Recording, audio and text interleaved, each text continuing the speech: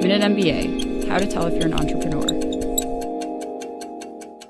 1. You started young. As a child, you didn't just have a lemonade stand, you had a lemonade franchise and a toll-free number. 42% of all entrepreneurs launch their first business in childhood. And studies show that the earlier an entrepreneur starts their first business, the more likely they'll find success. Today, kids are born entrepreneurs, having traded in their newspaper routes and baseball cards for developing mobile apps. Like 14-year-old Robert Nay's Bubble Ball, which has over 9.1 million downloads. That's a lot of milk money. 2. You're a gambler. Ray Bradbury might have had the entrepreneur in mind when he said that living at risk is jumping off a cliff and building your wings on the way down. 7 in 10 entrepreneurs feel that taking risks is more important to success than avoiding mistakes. And 77% of people use their own money or family assets for starting up their business. Of course, the only guarantee you have when jumping off a cliff is that the ground is eager to meet you, which means 3. You're probably a failure. First-time entrepreneurs can expect to fail 82% of the time, which is probably why nearly 2 out of 10 say that they have at least one maxed-out credit card. But though the virtual promise of crushing debt may seem like a big deal, the fact is, 4. You're not in it for the money.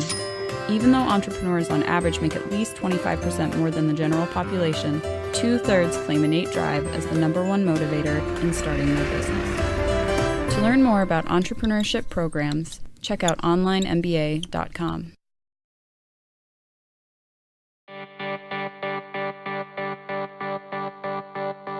We're in Shoreham, Vermont, the home of Whistle Pig Whiskey. The goal of this newcomer to the whiskey industry is to be the first farm-to-bottle rye whiskey brand made all in the United States since Prohibition.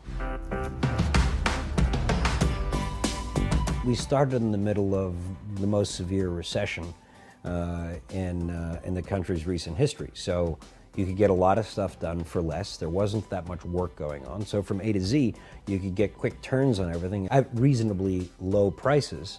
If you look at companies that start in the depths of a recession where resources are tight and you have to make decisions which would result in near-term revenue, you have much stronger companies because they were born in the baptism of fire. Frequently, companies that start in severe recessions tend to be around for a lot longer that start at the frothy tops of booms. There are times as an entrepreneur when you stake your own ground and say, I'm going to create a business myself, I'm going to work for myself, where you stare at some dark, dark chasms, some cold, lonely nights when you alone believe in the vision that you're pursuing, and your net payables to net receivables on a 30-day basis make you entirely insolvent. And yet there's something that says, go on. This will work, and I think that's what separates entrepreneurs from others. It's the ability to take risk. As you learn from your failures, you're able to better calculate what risks to take and when to really hold on. In its core, being an entrepreneur is based on a firm conviction that I can do it. I can make something happen. I can make something work. You know that it's make or break, do or die.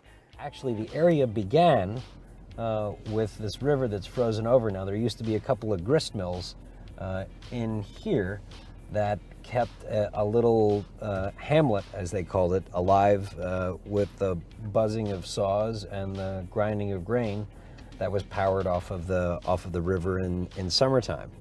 And now we're sort of bringing this area back to life after it was a failed dairy farm in the form of what will hopefully be the country's first and finest farm-based distillery.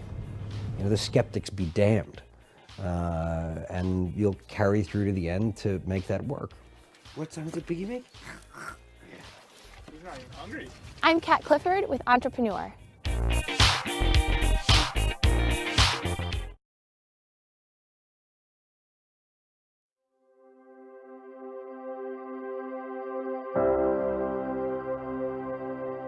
It is our nature to explore, to go places no one has ever dreamed, to redefine what is possible. It is our calling to create, to transform the world around us. to plant the seeds of change.